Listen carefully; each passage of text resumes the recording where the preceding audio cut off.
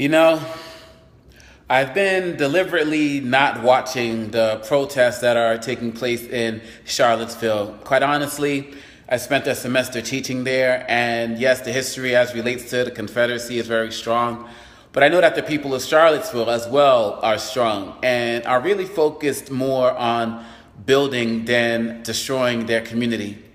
And quite honestly, I haven't been watching the protests because quite honestly, I know that the protests do not represent the best of America. This is my country that I'm seeing being torn apart, and it's very problematic for me. And it's even more problematic because we have a president who is an admitted racist. An admitted racist is not just my opinion. Someone who said he's the least racist of anyone out there, that's still racist, who is incapable of condemning this movement, who is incapable of condemning what's happening right now. And we already have one person who has been killed and others injured. So to those protesting out there and those supporting the protest, of course, we respect your right to protest, but please remember, it's always easier to destroy than it is to build. It's always easier to destroy than it is to build. So if you want to make this country great again, you want to make it better, well, first of all, we have to ask the question, better for who? I remember when President Trump ran as a candidate, he said to many of y'all, this may be your last chance to get somebody in who represents you.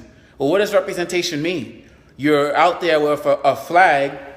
You're out there supporting somebody like Lee, somebody who didn't want the Confederate flag even represented at his funeral. So what are we really representing? And if we say that the Confederate flag represents heritage, it's a racist heritage. It's written in the documents for the Confederacy. It was about slavery. It was about racism. So yes, it may be your heritage. It's a racist heritage. If we're going to have a conversation, let's have a real conversation about that. Look, I acknowledge there are many things relating to this that I am probably very ignorant to. Not probably, definitely ignorant to. But I'm not going to get out there in torches in condemnation of what it is that you're doing. I'm seeking to have a conversation with you. Many of us are seeking to have a conversation with you. But if you want our death and destruction, then that's just not going to happen, because this is a country that we share and that we are going to continue to work, as Dr. King said, to make this country as good as its promise. So are you really going to continue to fight against this progress? Are you really going to work to fight against the creation of something better for society? Let me explain something to you that Lyndon Johnson said. LBJ, former president, said it best. And let me ask you if this represents you.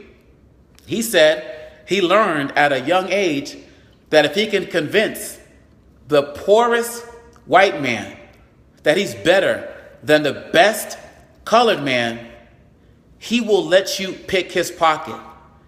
Give him someone to look down on, and he'll empty his pockets for you. I'll repeat. LBJ, I learned at a young age that if you can convince that the poorest white man, if you can convince him that he's better than the best colored man, that was the terminology at the time, he will let you pick his pocket. Give him someone to look down on, and he will empty his pockets for you. So I want to ask you out there, protesters, do you have more in common with me or the billionaires who represent the cabinet in the White House right now? Because quite honestly, as it relates to economic improvement, as it relates to wanting a better education, as it relates to improving our neighborhoods, you have more in common with me than you do with the billionaires who are in Trump's cabinet who say they don't like the poor. Throughout history, we who are people of color have always had more in common with white people who represent the middle class and those below that. But continuously, the power structures that be have worked to keep us divided. So we're out there fighting each other now and beating each other down, fighting over small pieces of the pie, as opposed to working to make the pie bigger for everybody else. So after you protest, after you put out the torches, after you've gone home, after more people have possibly died, what is it that you would have accomplished today? What would it be that you have done to make this country better? Or have you worked continuously to destroy it, to take us back to days that we're never going back to, regardless of who is in office? I believe, like Willie Jolly said, that success is better together. And a country that's now on the brink of nuclear war, on the brink of a spiritual civil war at home and possibly a physical one, over what? I believe that we're better than this. I believe that we can be better than this. I believe that we can continue destroying for only but so long until there's nothing left to destroy. And this nihilistic culture of if I win, it means that you have to lose, or if other people are gaining, it means that I'm losing, is not going to take us where we need to go. And for all of my young people watching out there, students who I've worked with across the country and the globe, we're going to need your leadership going into this school year now more than ever, because many of us have lost our way.